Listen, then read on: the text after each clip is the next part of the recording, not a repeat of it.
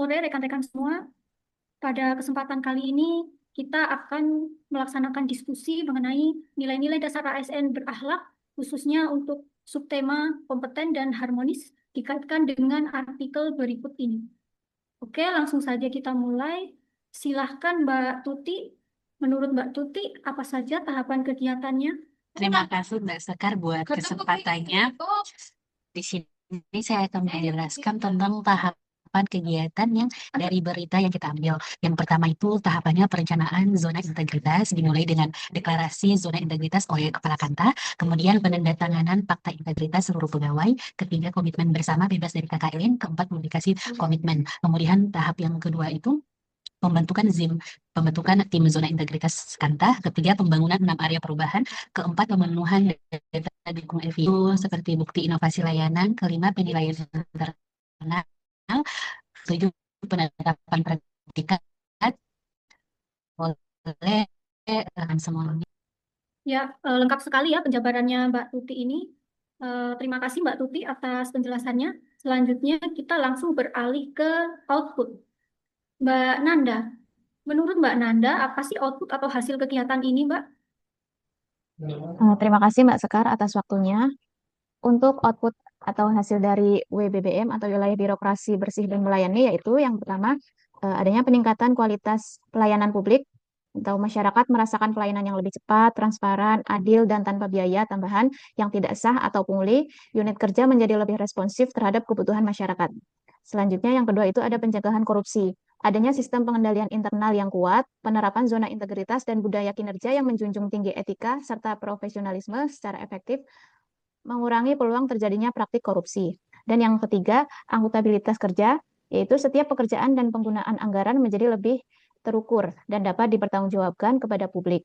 Yang keempat yaitu adanya efisiensi dan efektivitas, yaitu proses kerja menjadi lebih sederhana, tidak berbelit-belit, dan penggunaan sumber daya, baik manusia maupun anggaran menjadi lebih optimal. Dan yang terakhir yaitu peningkatan citra instansi. Adanya kepercayaan masyarakat terhadap lembaga pemerintah yang telah meraih predikat WBBM meningkat pesat karena reputasi baik dalam memberikan pelayanan dan menjalankan tata kelola pemerintahan yang bersih. Begitu Mbak Sekar untuk outputnya. Terima kasih Mbak Nanda, penjabarannya sangat jelas ya. Untuk selanjutnya kita langsung beralih ke keterkaitan substansi. Oke, saya Rita tadi dengan pertama, Inspektorat Jenderal dan Ombudsman memberikan edukasi kepada seluruh pegawai. Kegiatan ini bertujuan agar kompetensi teknis, sosial kultural, maupun manajerial pegawai meningkat, sehingga pegawai dapat menjalankan tugasnya dengan benar, tepat, dan terampil. Melalui edukasi, pegawai mendapat ilmu baru, khususnya dalam hal pelayanan publik, yang nantinya dapat diaplikasikan sehingga penerima layanan merasakan manfaat dan kepastian. Kemudian, untuk nilai kompeten yang kedua, yaitu peningkatan level zona integritas. Zona integritas merupakan langkah besar dalam reformasi birokrasi yang bertujuan menciptakan pelayanan publik yang bersih, cepat, dan bebas korupsi. Peningkatan level zona integritas bermanfaat untuk meningkatkan kepercayaan publik, sehingga publik lebih yakin dan percaya terhadap pemerintah ketika melaksanakan pelayanan yang jujur dan profesional. Selanjutnya adalah peningkatan kualitas pelayanan dan pengaduan. Peningkatan kualitas pelayanan bermanfaat untuk meningkatkan kepuasan pengguna layanan, membangun loyalitas dan reputasi positif. Kemudian, pencegahan maladministrasi. Akibat dari maladministrasi sangat merugikan, yaitu menimbulkan kerugian material dan atau imaterial bagi masyarakat, menurunkan kepercayaan publik terhadap pemerintah atau lembaga, menciptakan ketidakadilan, menghambat pembangunan, bahkan mengarah pada korupsi. Dan yang terakhir yaitu perbaikan sistem dan budaya kerja pegawai yang mencakup penyelarasan sistem kerja berupa proses pelatihan, reward and punishment yang berdampak positif terhadap peningkatan kinerja pegawai. Lalu ada evaluasi unit kerja untuk mendorong perbaikan layanan. Evaluasi berupa penilaian kinerja dilaksanakan rutin untuk mengukur dan mendorong perbaikan. Itu kaitan antara artikel kerja yang nyaman. Untuk menciptakan lingkungan kerja yang nyaman, fokus pada fisik, psikologis, hubungan, kegiatan kebersamaan, kesempatan berkembang, kesejahteraan, melalui fasilitas yang memadai dan budaya kerja positif agar produktivitas meningkat. Selanjutnya, tidak membeda-bedakan masyarakat. Adalah wujud dari toleransi, sikap adil, dan persatuan yang mencakup penghormatan terhadap keberagaman suku, agama, ras, budaya, dan status sosial. Sikap ini bentuk mencegah konflik, menumbuhkan empati, kebersamaan, dan memastikan setiap individu dilayani. Kemudian yang terakhir, membangun hubungan yang harmonis antar pegawai dalam pelaksanaan tugas. Hubungan yang harmonis adalah kunci utamanya. Dengan cara menerapkan 3S, yaitu senyum, sapa, salam, terbuka pada ide, saling membantu, memahami perbedaan, akan menghilangkan ego individu untuk menciptakan lingkungan kerja yang positif. Selanjutnya, Mas Cahya dipaparkan. Baik, terima kasih Mbak Sekar.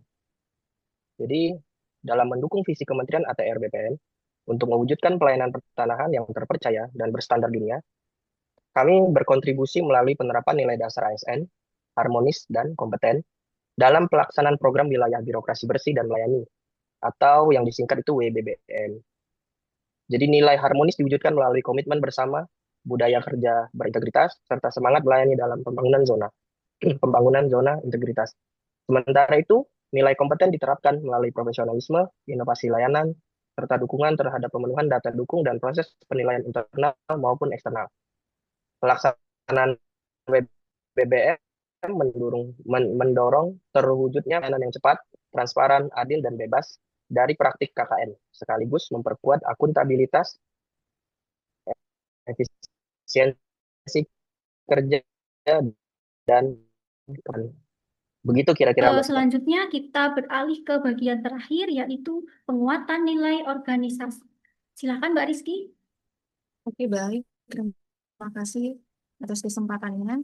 Jadi kaitannya dengan nilai-nilai organisasi, yang pertama, nilai melayani itu tercermin dari fokus BPN Kabupaten Tangerang dalam meningkatkan kualitas pelayanan dan memberikan kepastian layanan kepada masyarakat. Upaya ini sejalan dengan semangat wilayah birokrasi bersih dan melayani atau WBBM yang menekankan pelayanan publik yang cepat, transparan, dan berorientasi pada kepuasan masyarakat. Kemudian ada nilai profesional. Nilai profesional ini tercermin pada pelaksanaan pelayanan yang sesuai SOP dan regulasi yang berlaku. Komitmen untuk terus berbenah pasca perolehan predikat. Komitmen untuk terus berbenah pasca perolehan predikat WBK ini menunjukkan konsistensi dalam menjaga kualitas dan profesionalisme layanan pertanahan di BPN Kabupaten Tangerang.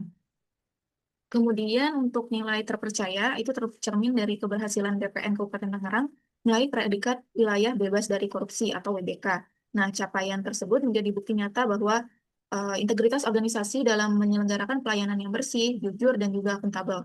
Dengan predikat tersebut justru menambah tingkat kepercayaan masyarakat terhadap pelayanan di kantor pertanahan. Ini itu Mbak Sekar, penguatan nilai-nilainya.